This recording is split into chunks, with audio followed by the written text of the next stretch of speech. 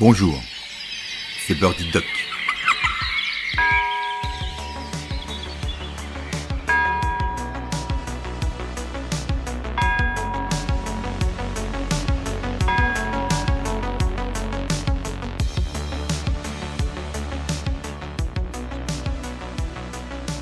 Pourquoi étudier la croissance économique ?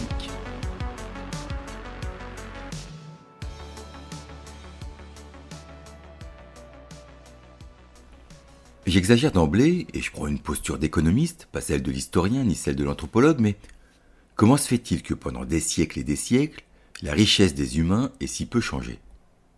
Les gens ont possédé à peu près les mêmes choses, produit à peu près les mêmes quantités de biens et de services, et suivi à peu près les mêmes rythmes. Si on adopte un point de vue strictement économique, un peu réducteur j'en conviens, il n'y a pas de différence fondamentale entre l'efficacité productive d'un paysan du Moyen-Âge et celle d'un paysan de l'Antiquité. Alors peut-être que l'historien ou l'anthropologue m'assassinerait pour ce que je viens de vous dire, mais du point de vue économique, le forgeron de l'Empire romain ne produit ni plus ni moins que celui du XIIe siècle. Même chose pour la plupart des autres métiers.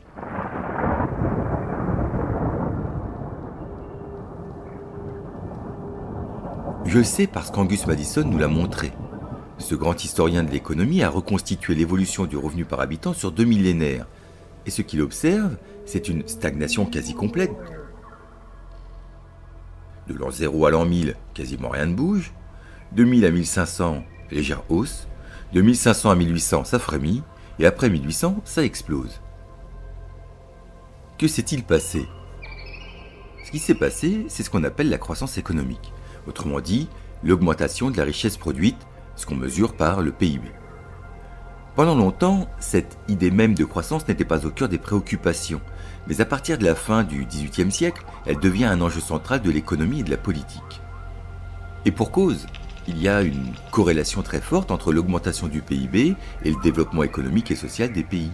Avec cette hausse du PIB, on observe souvent une amélioration des conditions de vie, une augmentation de l'espérance de vie, ou encore une élévation des niveaux de qualification. Derrière la croissance, il y a l'emploi. Moins on produit, moins on a besoin de travailleurs. Et derrière la croissance, il y a aussi les revenus. Le PIB, c'est à peu près le revenu d'un pays. Quand il baisse, les revenus baissent. Et quand les revenus baissent, la consommation ou l'investissement diminue. Et quand cette consommation et cet investissement diminuent, on produit moins. Et si on produit moins, le revenu national baisse encore, etc. On comprend donc pourquoi on cherche à maintenir une croissance régulière. Elle semble bénéfique, voire indispensable même. Mais cette croissance repose sur le progrès technique, c'est-à-dire sur la transformation des manières de produire. Et ce progrès, aussi utile soit-il, pose de nouveaux problèmes et de nouveaux défis. Des destructions d'emplois, des inégalités croissantes, des conditions de travail parfois dégradées. Et ce n'est pas tout. Produire toujours plus, c'est aussi extraire davantage, polluer davantage, réchauffer la planète. Ce modèle est-il soutenable ? Peut-on continuer à croître dans un monde aux ressources limitées ? C'est le grand défi de notre génération et de celle future. Dans notre réflexion sur la croissance, il y aura un double objectif. Comprendre comment on peut assurer la croissance des richesses produites, mais aussi comprendre comment on peut rendre cette croissance durable, juste et compatible avec les limites de notre planète. Dans notre prochain épisode, nous nous demanderons quels sont les déterminants de la production pour pouvoir envisager par la suite une véritable réflexion sur la croissance.